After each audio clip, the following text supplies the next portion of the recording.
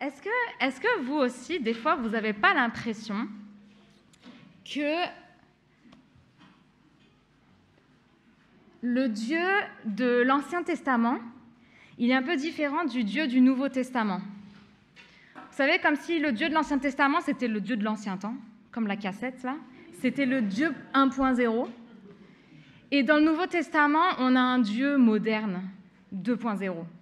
Est-ce que vous avez déjà eu cette impression-là? Non, parce que vous êtes super. Moi, oui. Moi, ça m'est déjà arrivé. Surtout en lisant quelques textes difficiles de l'Ancien Testament. J'ai un peu du mal à me dire, attends, mais c'est bizarre que le Dieu que je prie tous les jours soit le même Dieu que là, qui est là. Pourtant, c'est vrai.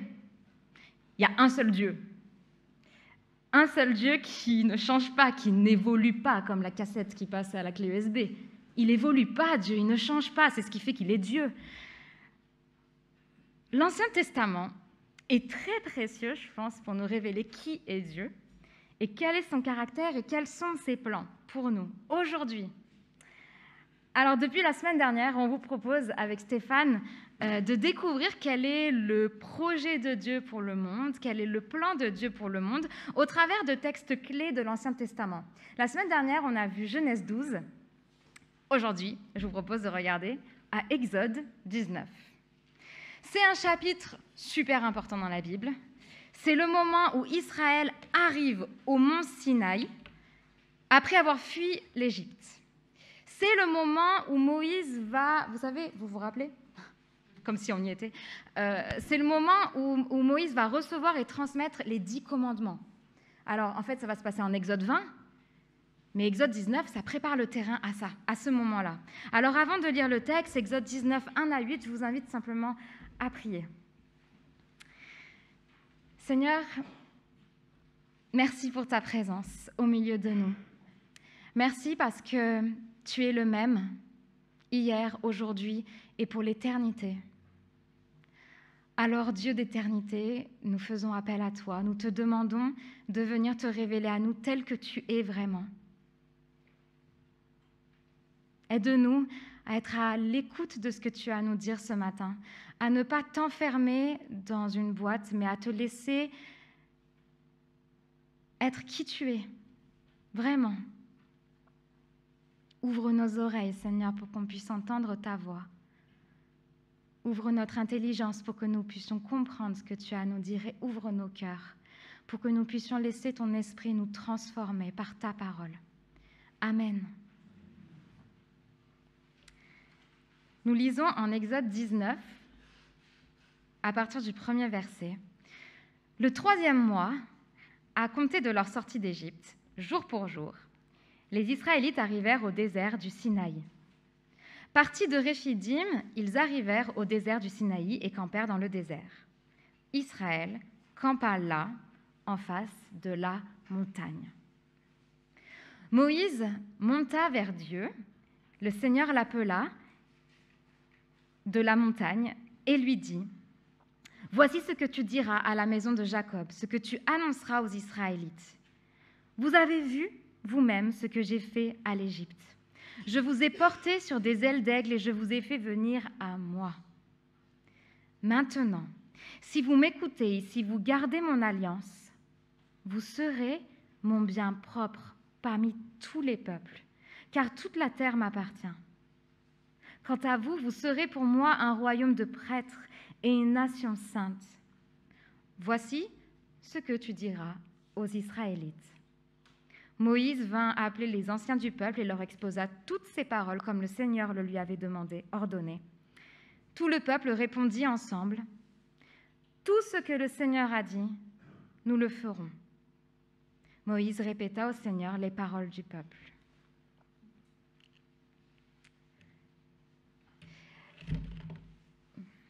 La plupart, tous les théologiens, décrivent cet épisode comme le sommet du livre de l'Exode. Ça fait 3 mois que les Israélites ont quitté l'Égypte, ils ont parcouru le désert et ils arrivent enfin là, au pied de cette montagne. Et ils vont y rester pendant près d'1 année. C'est là que va se passer toute la suite du livre de l'Exode. C'est là aussi que va se passer tout le livre du Lévitique, et c'est là aussi que va se passer un petit bout du livre des Nombres. En clair, la moitié du Pentateuque, les 5 premiers livres de la Bible, se passe là, au pied de cette montagne. Et Exode 19 en est le premier épisode. Ce chapitre est un tournant pour l'histoire d'Israël. En Exode 19, on découvre que le Dieu qui sauve, qu'on a vu agir en Égypte, le Dieu qui sauve devient ici le Dieu qui s'allie, qui fait alliance. Dieu a pris un rendez-vous, en fait, avec les Israélites, là, à cette montagne. Il va se révéler personnellement à ce peuple et conclure une alliance avec lui. La fameuse déclaration de Dieu, « Je serai leur Dieu et ils seront mon peuple », cette déclaration va se réaliser là, officiellement. Alors, une petite précision, on va regarder plus en détail qu'est-ce qui est dit. Pour la suite, si on veut comprendre la suite, quand nous parlons ici d'Israël, je le précise, on parle ici du peuple de cette époque-là, c'est-à-dire du peuple d'il y a des milliers d'années. Je ne nie pas qu'il y a des connexions avec Israël aujourd'hui, mais je nous invite à éviter tout raccourci un peu grossier parfois. Et je vous invite à étudier cet enseignement dans le cadre biblique. Dans le Nouveau Testament, le Nouvel Israël, c'est l'Église. L'Église qui est composée de personnes d'origine juive et de personnes d'origine non juive. Et je vous invite, voilà, simplement, on va rester dans ce cadre-là. Ça va ? C'est bon, je l'ai dit, donc maintenant on peut aller dans le cœur du sujet. Les versets 4 à 6. Dans ces versets-là, c'est Dieu qui parle. On a ici, je crois, le cœur de l'Ancien Testament. Il y a un théologien qui dit qu'on a là une séquence. Vous avez vu, j'ai fait 3 pâtés là. Une séquence qui, quand on les comprend bien, ça nous permet de comprendre tout l'Ancien Testament et quelque part toute la Bible. On a quelque chose de très important ici. La séquence, elle est composée donc de 3 étapes. Quand on regarde le temps des verbes, on a une idée de ces 3 étapes. D'abord, les 3 premières lignes là-haut, là, les verbes sont au passé. Il s'agit des actes salvateurs de Dieu, ce que Dieu a fait. Dans la deuxième partie, on a des verbes au présent. Il s'agit de ce que Dieu demande, notre obéissance comme réponse. Et enfin, dans la dernière partie, on a le futur, c'est ce que Dieu promet, la bénédiction qui coule de l'obéissance. Par cette séquence, ce que Dieu a fait, ce que Dieu demande, ce que Dieu promet, on a aussi un ordre. Le salut par grâce, l'obéissance comme réponse et la bénédiction comme promesse. Ce même théologien-là qui disait que c'était important de comprendre cet ordre-là dit qu'en aucun cas cet ordre doit être mélangé. C'est dans cet ordre-là que Dieu révèle qui il est et son projet dans le monde. C'est dans cet ordre-là que Dieu veut faire alliance avec nous. Le salut par grâce, l'obéissance comme réponse et la bénédiction comme promesse. Alors regardons de plus près d'abord ce que Dieu fait. On a une courte phrase là. Une courte phrase mais qui résume d'une manière spectaculaire l'Exode, tout l'Exode. Dieu a fait sortir les Israélites d'Égypte. Il a brisé la puissance de l'Égypte en l'humiliant. En humiliant Pharaon et tous ses dieux, en noyant l'armée de Pharaon dans la mer, Dieu a libéré son peuple de l'esclavage. Dieu a porté son peuple comme sur des ailes d'aigle. Est-ce que vous imaginez là? L'aigle qui plane, qui porte sur ses ailes. Elle est belle cette image. L'aigle, c'est un oiseau à la fois féroce avec ses proies et en même temps, c'est l'oiseau du secours. Les ailes de l'aigle sont une merveilleuse métaphore pour décrire le caractère protecteur et tendre de Dieu. Moïse lui-même va le dire dans un de ses chants, dans Deutéronome 32. Il dit, pour décrire Dieu, « Comme l'aigle qui encourage ses petits à voler, Il plane au-dessus de son nid, il s'étend largement pour les recueillir et les porte sur ses ailes. N'est-ce pas exactement ce que Dieu a fait? Qu'est-ce que les Israélites ont fait pour quitter l'Égypte, à part se laisser porter par Dieu? Et même après, bien que délivré, Israël a dû marcher dans le désert pour arriver jusque-là. Le peuple reste vulnérable à la faim et aux attaques des ennemis. Mais Dieu a pourvu en leur donnant nourriture, eau et victoire dans les combats. Il les a portés jusqu'à lui. Dieu a fait venir son peuple à lui, là, au pied de cette montagne. Et c'est là qu'on réalise que le but de l'Exode n'est pas simplement la libération de l'esclavage, mais c'est d'être proche de Dieu. Et c'est toujours vrai. Le salut n'est pas une fin en soi. Il y a quelque chose de plus grand derrière. Dieu. Dieu lui-même dans sa pleine présence. Dieu qui veut être en relation avec nous. Dans ce rappel historique, dans cette remise en contexte, Dieu fait appel au témoignage des Israélites. Vous avez vu. On ne vous a pas raconté ce que Dieu a fait, mais vous étiez là, témoins quand le Seigneur a dévasté l'Égypte, quand il vous a soutenu dans le désert, et ils sont là, au pied de cette montagne. Et nous, qu'avons-nous vu de l'œuvre de Dieu? Est-ce que Dieu pourrait nous dire à nous aussi, tu as vu ce que j'ai fait? Tu as vu ce que j'ai fait aux forces du mal. Je t'ai libéré de l'esclavage du péché par la mort et la résurrection de mon Fils. Je t'ai porté sur mes ailes. Je t'ai soutenu, consolé, relevé. Je m'occupe de toi. Je t'ai fait venir jusqu'à moi. Dans ce que Dieu a fait, on découvre vraiment que Dieu est premier. Sa grâce est première. Ses œuvres précèdent même nos pensées. Avant de passer à ce que Dieu demande, je vous invite à regarder à ce que Dieu promet. Quelque part, le lien entre les deux, ce que Dieu a fait et ce que Dieu promet, pourrait être dit ainsi. Voici ce que j'ai fait pour vous. Maintenant, profitez-en. Dieu a commencé en racontant quel genre de Dieu il est, et il termine en disant à Israël quel genre de peuple il est censé être. Un peuple précieux avec un but spécial. Dieu énonce 3 privilèges. D'abord, vous serez mon bien propre. Le thème derrière bien propre peut signifier un trésor royal. C'est en fait la possession la plus précieuse d'un roi. Israël est la propriété royale de Dieu.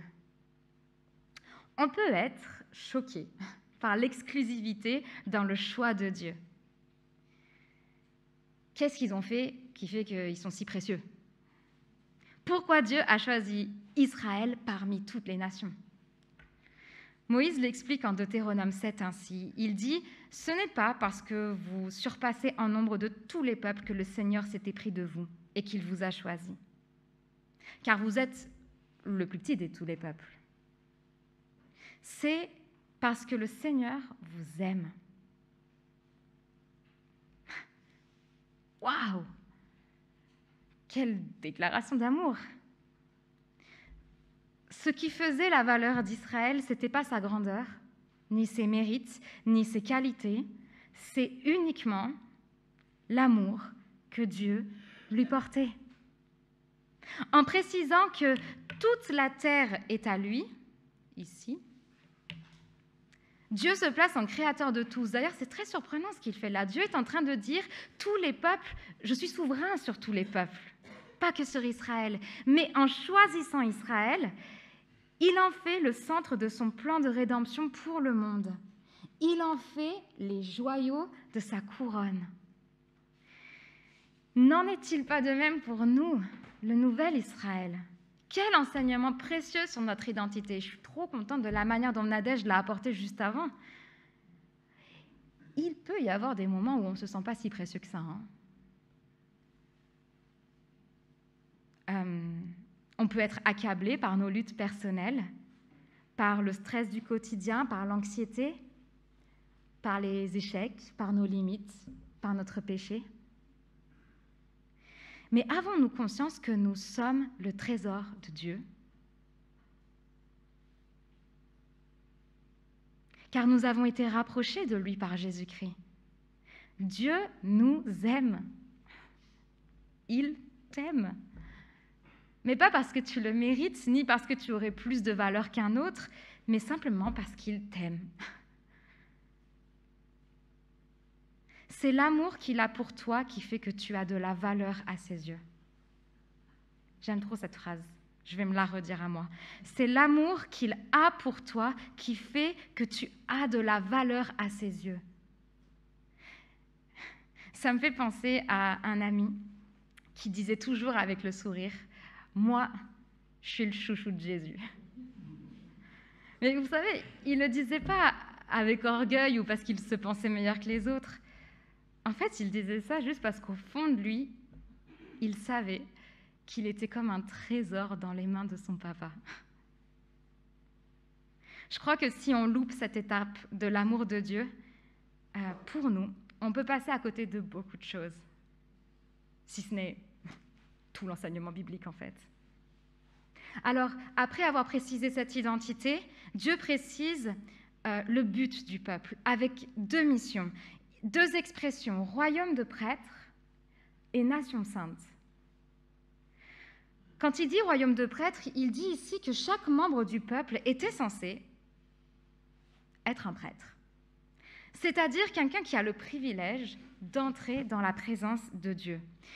Mais à cause du péché d'Israël, qui va arriver très vite, ce privilège sera attribué seulement aux Lévites.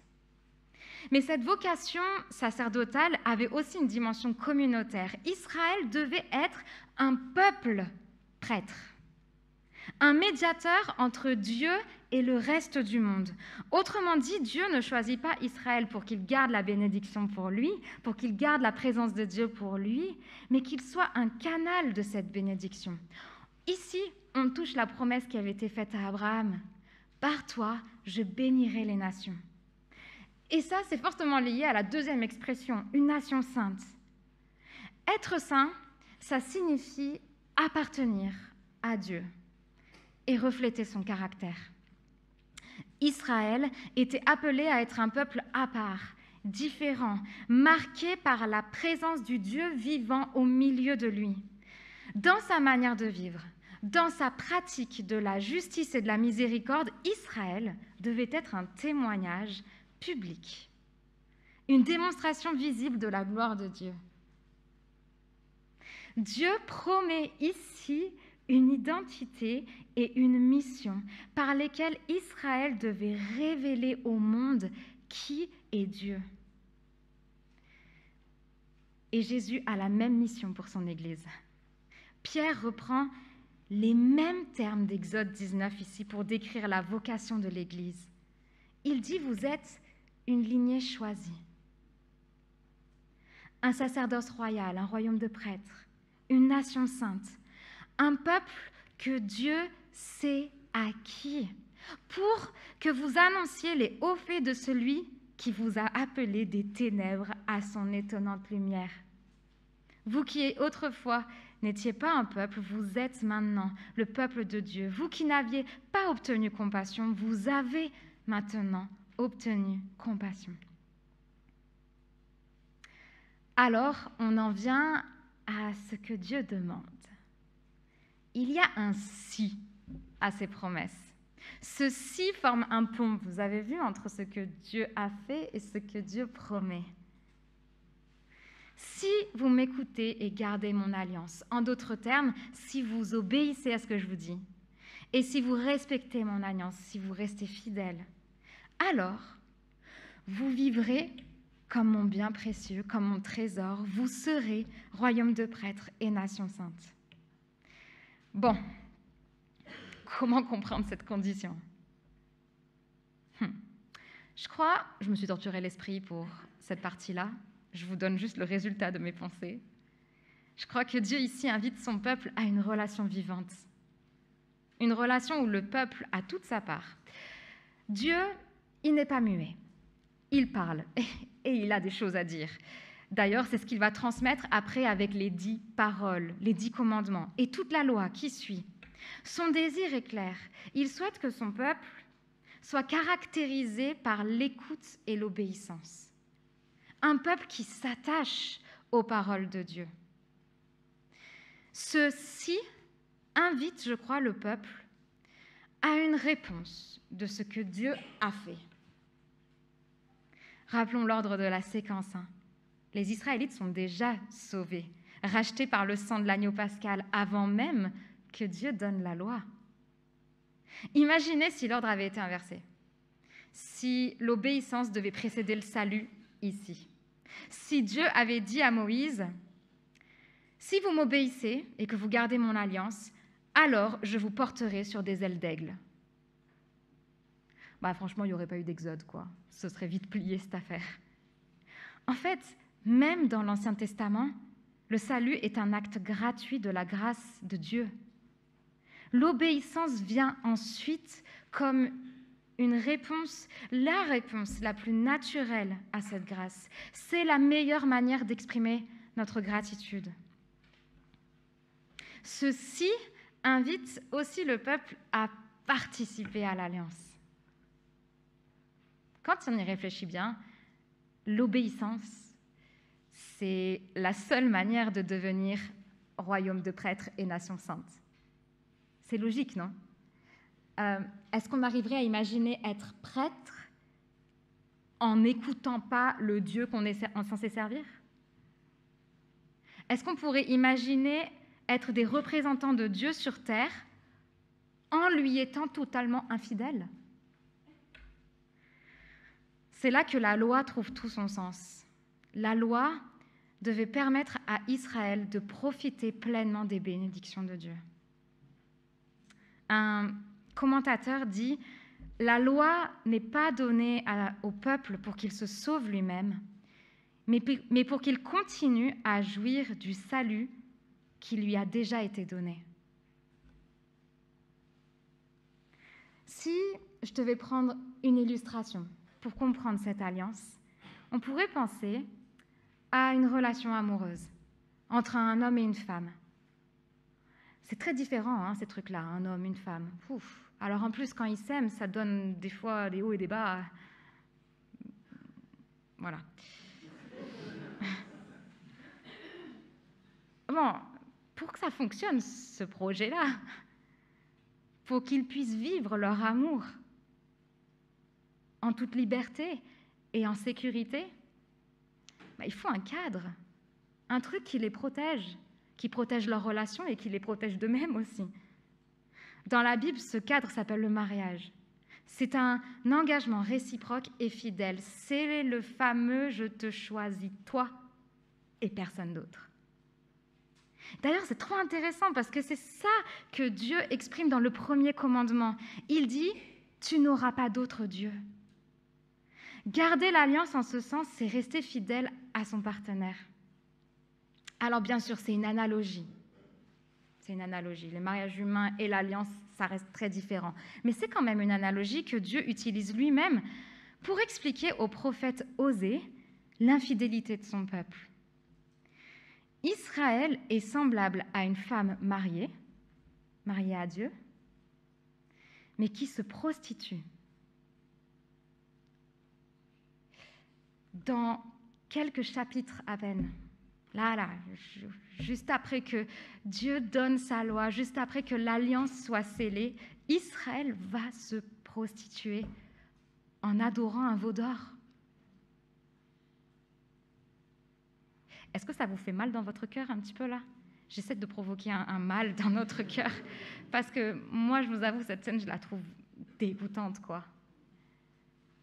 Il y a un truc horrible là-dedans. Au moment où Dieu fait alliance avec son peuple se tourne vers d'autres. Le péché de ce peuple va les rendre incapables de respecter l'alliance. Notre péché nous rend incapables de répondre d'une manière juste à la grâce de Dieu. Pourtant, et là c'est le pourtant qui ne cessera de m'ébahir, malgré notre infidélité, Dieu lui reste fidèle.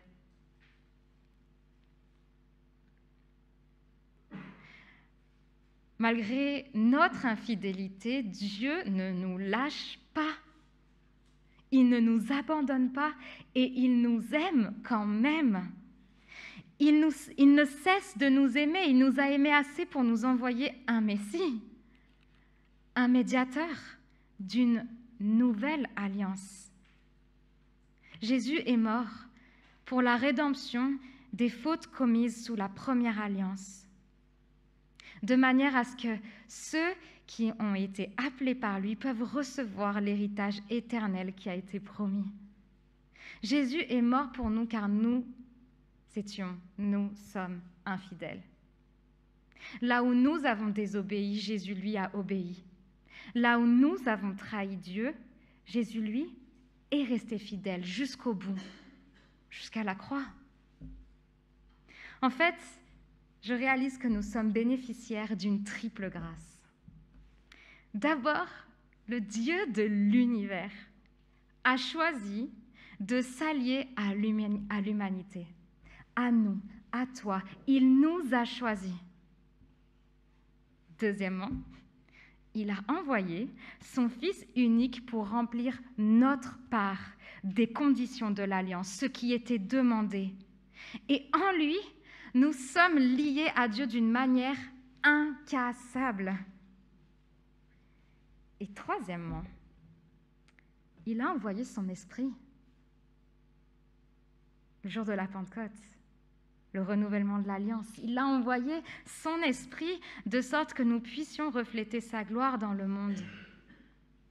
Non par pure obéissance à la loi, non par nos propres forces, mais par son esprit qui vit en nous, qui nous transforme et qui inscrit dans nos cœurs la volonté du Père.